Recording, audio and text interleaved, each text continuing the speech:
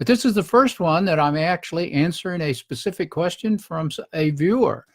Thomas Stokel asked me a question about how do business owners determine what to spend their time and focus upon, and then what questions are they looking, are they asking themselves, okay, is a first sub-question, and then what questions or processes and processes and I can't even read my own writing. This is bad. I got to learn to write, use the, print stuff out very clearly. So anyway, what processes should they follow? And I've got some responses on that. And then he went so far as to add a little bit extra. And he says, in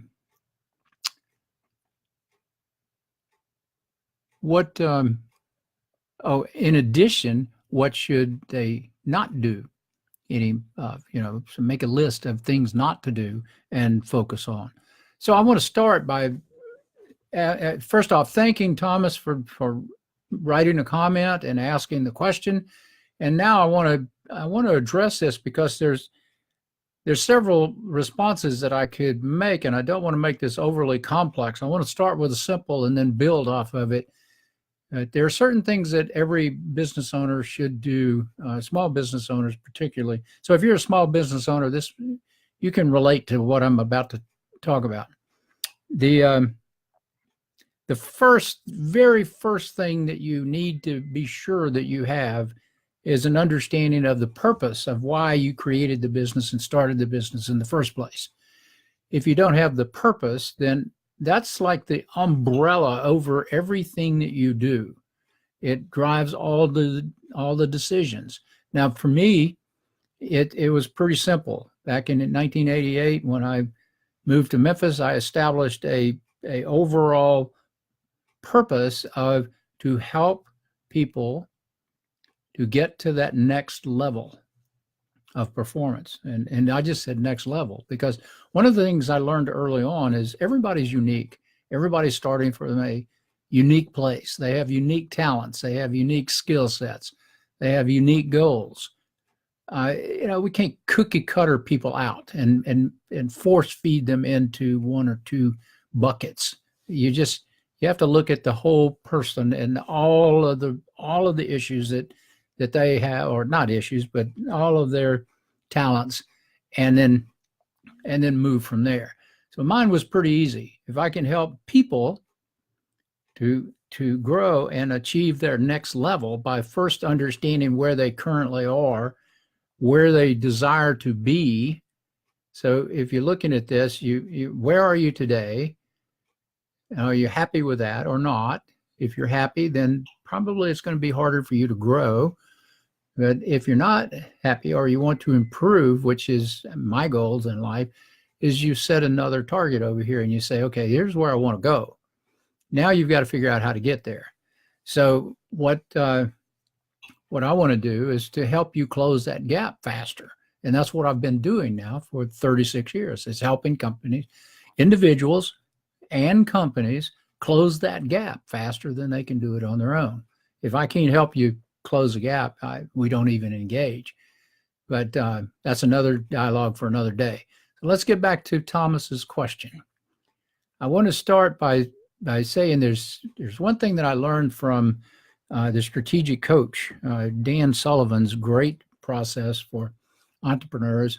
And I went to 3 years of training on how to become a really good, successful entrepreneur.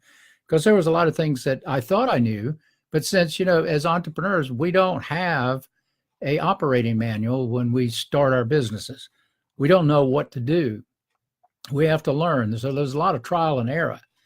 And it's best to go and learn from an expert who's already done the research for us and figured stuff out, made the mistakes, and say, this is what you do and this is what you don't do. Well, he had a simple formula that I really enjoyed. Now, I'm going to modify it a little bit. just because I'm unique. But let's start by having you get out a piece of paper, and I want you to list. We're going to have 4 questions, and you're going to list things on that paper. Okay. So the first thing that you want to do is to identify what task, activities, and processes are you doing today. So now I want you to take time, and this is something you may have to do on your own, not while I'm talking, or you'll miss things. But it's a great little exercise. So you start by identifying exactly what you do now. Okay. All right. Then a second list you make is when hell, I can't read my writing from that far away. All right. So let me do this. You want to look at this list and identify which task, activities, and processes are the most important for the benefit of the company. Now, that's an important one. Now, this can actually be expanded upon into areas that deal with the stages of growth. Where are you as far as the size of your company? I can tell you right now, if you have less than 20 employees, your focus is primarily going to be on 5 things, and those 5 things will rule everything you do. And the 2 most important ones are to sell every day, because you've got to grow your sales in order to establish some predictability and stability within your own company. If you don't have revenue, you're dead in the water. Then the second area is, in my opinion, cash is king. Cash rules. So you've got to really pay attention to your cash flow, manage your cash flow at the highest level that you possibly can, and you're always doing that. You're always looking at your cash flow, managing your cash flow, making sure that you have plenty of cash on hand to handle the chaos that's coming. And that's one of the 5 is, how do you handle all the chaos that comes at a small organization? And that's so true. I mean, chaos is there. Now, a 4th factor that you may pay attention to is things like, okay, what new products can I bring on? Or how can I extend my existing product to make it new and improved, or something of that nature? That's the only way you can continue to go back to the same customers and offer something new and continue to grow your existing customer base, is by selling them something new. And they are your best customers. They've bought something from you in the past. Well, they'll probably buy something from you in the future if they trust you, and you've given them a high level of performance in what you've delivered so far. So it's a key component. So that's important. What are the most important factors or activities, tasks, processes for your organization, and specifically for your customers? The third area is you'll enjoy this. I want you to review the list and figure out, what do you hate doing? Now, I know my partner hates doing accounting, despises it, yet she volunteered to do it, and she wants to do it, even though that's kind of like second nature to me as an old banker and financial guy. Accounting doesn't bother me, other than the details. Details sometimes can be a real pain, because I'm not a detail guy. In all cases, I am very detailed when it comes to studying strategy and things of that nature. And when I'm applying that intellectual drive, then my attention to details is much stronger. But just to do it on a regular, routine, daily, everyday basis, probably not my cup of tea. But I am improving in many areas relative to consistency and details. But what do you hate to do? What do you hate?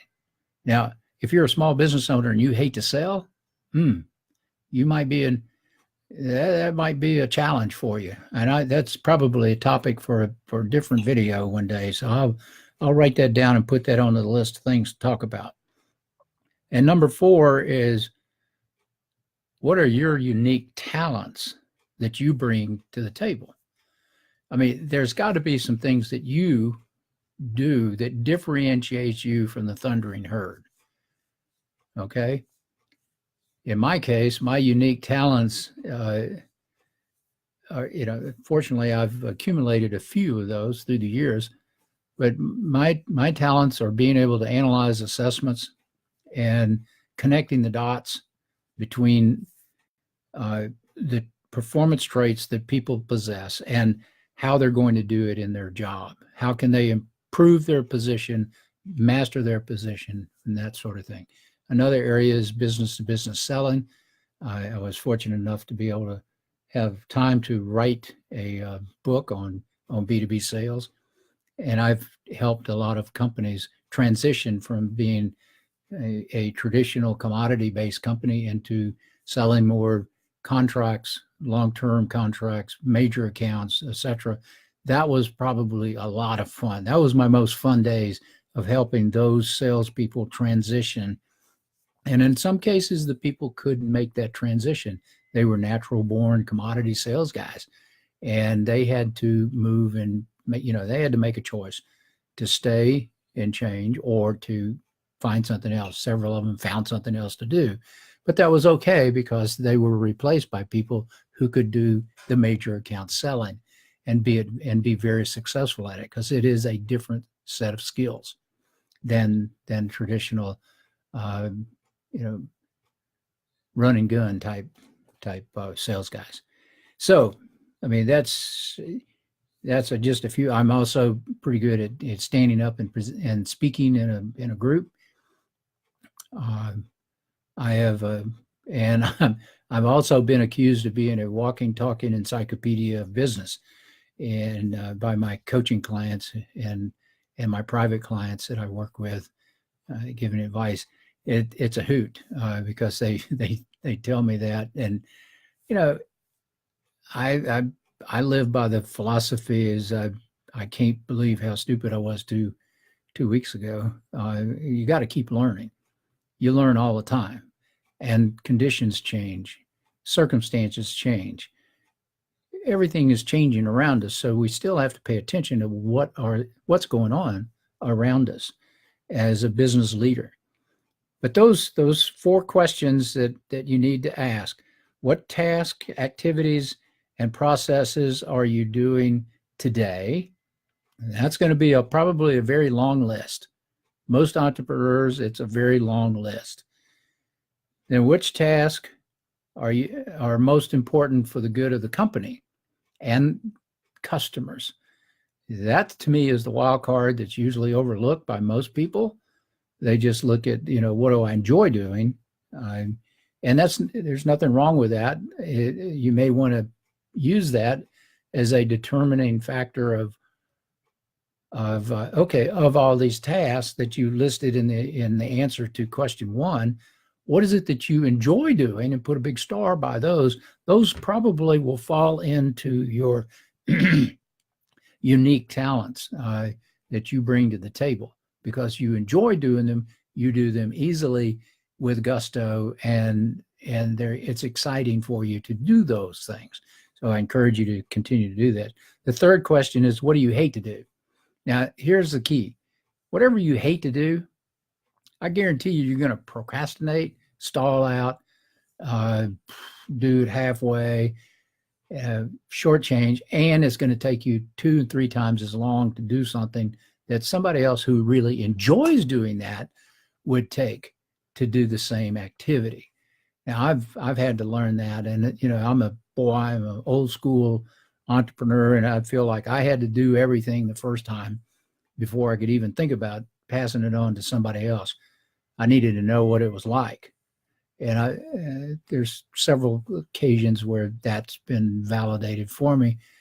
But at the same time, that may be a waste of time, particularly as I get older and I need to focus even more today than I have, say, in the last decade.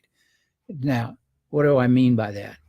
It means that whatever you hate to do, you probably need to delegate to someone else inside your organization, or even outsource to someone outside your organization, but who loves to do it. And that's probably the most interesting thing that I have discovered in working with small businesses. There are people out there who love to do things that we may hate and despise, and try to shove under the rug, or we let it go because we don't want to deal with it for whatever reason. And that's as simple in some cases as somebody who doesn't like to sell won't sell. And yet the lifeblood of your organization is all about how well can you sell your products and grow your revenues. Duh. This is a catch-22. You've got to have somebody that can sell and enjoy selling, loves to sell, but also believes in the same culture that you have. And that's probably that's a hard thing to do sometimes, is to find that person who understands the culture, has the passion for your culture and your mission, or not your mission, but your purpose in your business. When they're all aligned, you get the old, what I call tongue and groove, and it's a very strong approach, and it's hard to pull that apart because they're interlocked. That's alignment. But if they're just kind of butting heads, they're bouncing off of each other and things are not getting done. That's not as helpful. And I'm just sharing that as something to think about. And then finally, those unique talents. And like I said, these may be the things that you enjoy doing the most.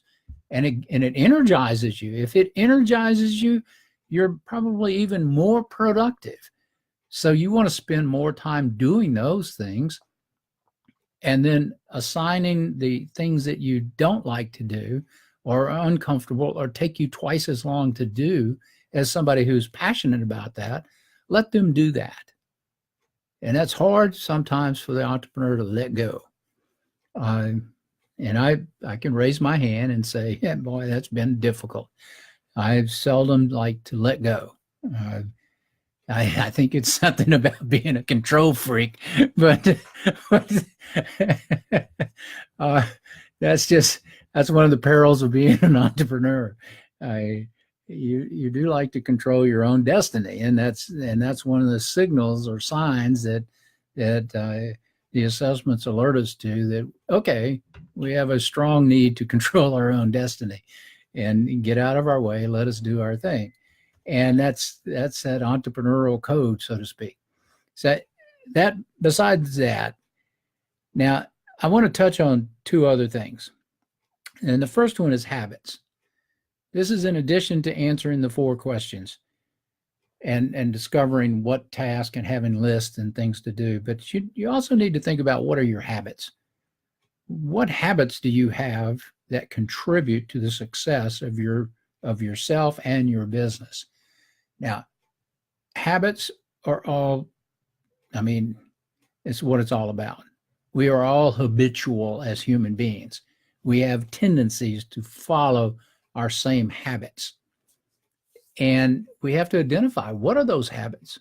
We just do things out of just knee-jerk response. All right, if you brush your teeth using your right hand, try doing it with your left hand and see how that feels. Not so easy. Which shoe do you put on first? The left or the right shoe?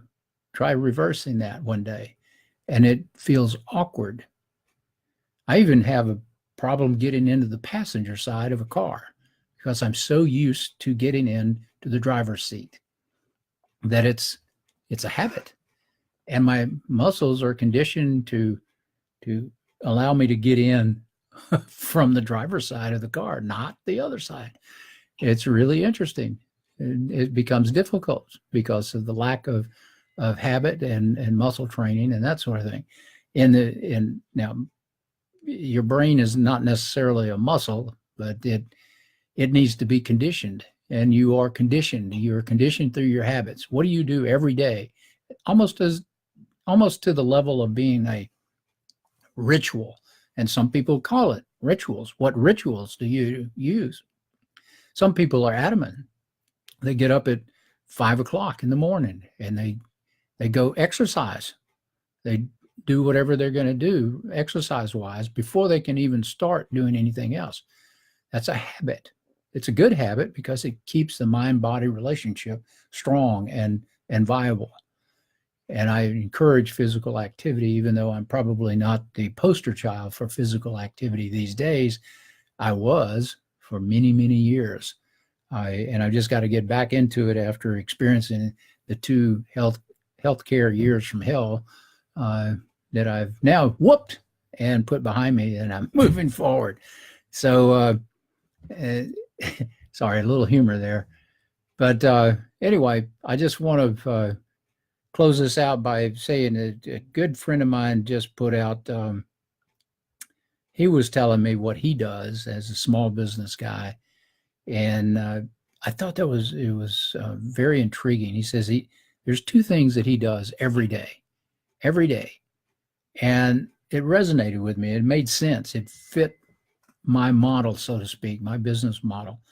And he says, the number one thing is to fulfill all promises. If you have promises to customers, you need to fulfill those. You need to make sure that they get done first before anything else, because your customers are the most important people as far as getting, keeping your company alive. Now, yeah, you've got to pay attention to your employees and take care of your employees, and never, ever say disparaging words about your staff, because you're the one that hired them. So you might as well just bow up and figure out, okay, have I matched the right people to the right jobs, or have I been lazy out of habit and kept some people that were not talented and have no, they're underperforming and I'm tolerating them out of habit. Well, that's comfort zone, and comfort zone is the killer of all growth. So just remember that phrase: comfort zones are the killer of all growth. So if you're in a comfort zone, in a bad habit, you've got to break it. You've got to make a decision. Now, if you're having difficulty with that, that's something that you could contact me on, or leave a message, or talk to my partner, who is very, very good at helping people, eliminating the mental blocks, so to speak. They're holding them back and holding back on their full potential. She is an expert in that field of helping people change those subconscious blocks, the limiters, and allowing people to move forward and achieve the goals and the objectives that they want out of life, fulfilling their whole potential. That's what she's good at. And I honor that. So, but that's the first thing. So fulfill your promises. And then the second thing, which I found very intriguing, was make offers. Now, I questioned him on that. I said, are you selling? I mean, are you doing one-on-one selling? He said, no. You make offers, which is all about marketing. You get the offers out there to buyers who are looking for what you sell them. And I thought that was interesting. Now, I'm going to talk in a future video about what type of customers or leads do you really need to have. So that's one thing that I'll be covering in the future. And if you're interested in that topic, be sure to put in the comments below. I want to know more. Just tell me that you want to know more about this, how to generate leads that are hot and wanting to buy from you versus cold and hanging up on you and that sort of thing. There is a difference there, and it's easy to overcome if you're willing to put in a little front end effort and develop some different habits of how we go about achieving business. And I'll be more than happy to share that with you, as I have taken the time to go out and learn from one of the all-time masters of this marketing and how he does it. And I've learned a lot in the last 2 years from him. And that is the only way you can improve faster, is to learn from the people who've already walked in your shoes. They're entrepreneurs themselves. They have met the challenge head on. They've had failures as well as successes, but they can tell you the difference between the two. Now, failures. I just realized that I didn't answer Thomas's second question or second topic that he kind of threw in at the end is how do you decide on a list of things not to do? Well, it's very close to the list of number 3 of what do you hate to do? What if you hate it, then you don't do those. You focus on your unique talents all day long and leave the others for others. Now, you may have to assign critical tasks to other people, and I definitely encourage you to do that. And you want to do that because your business has to grow. So I thank you for your question, Thomas, and I look forward to answering other questions from people. You just need to make sure that you put a comment down here and let me know what you want to talk about, because I am, as my clients have told me, I'm a walking, talking encyclopedia of business and personal development success. I was just invited to do a presentation at an international conference and be a panelist on how to use the assessments in understanding performance and performance traits of talent and how we use that in our business. And I'm very honored to go out and do that. So this is going to be a hoot. I'm just an old Southern boy from Louisiana who transplanted to Tennessee back in '88 and still live here in Memphis.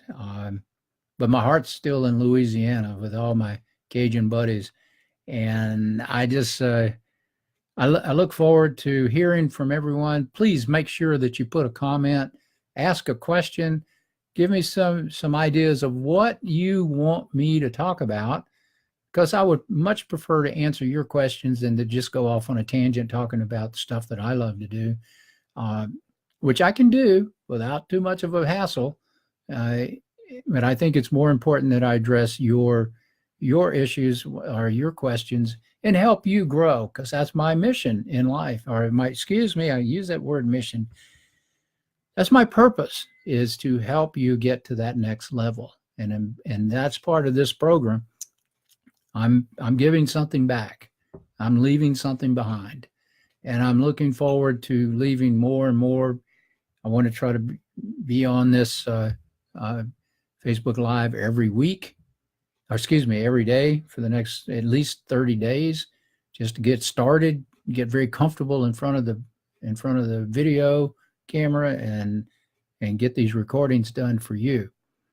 Now, it may be a little bit of a challenge at the end of the week because I will be out of town, and it won't be quite as nice and fancy as it is here in the old office, but I'll get something online for you. And I hope to get some interviews with some really good, talented folks while I'm out there, and I'll put those on Facebook and YouTube and maybe even LinkedIn. So anyway, you take care. Y'all have a great day and an even better week. And I look forward to sharing some more information. Please be sure to put your comments down there and just let me know what you want to hear, what you want to talk about, what questions you want answered, and I will be excited to do that for you. So you have a great week. Don't do anything that I did and you'll stay out of trouble. That's my that's my tagline personally. Anyway, you take care, be good, and I'll talk to you tomorrow. All right.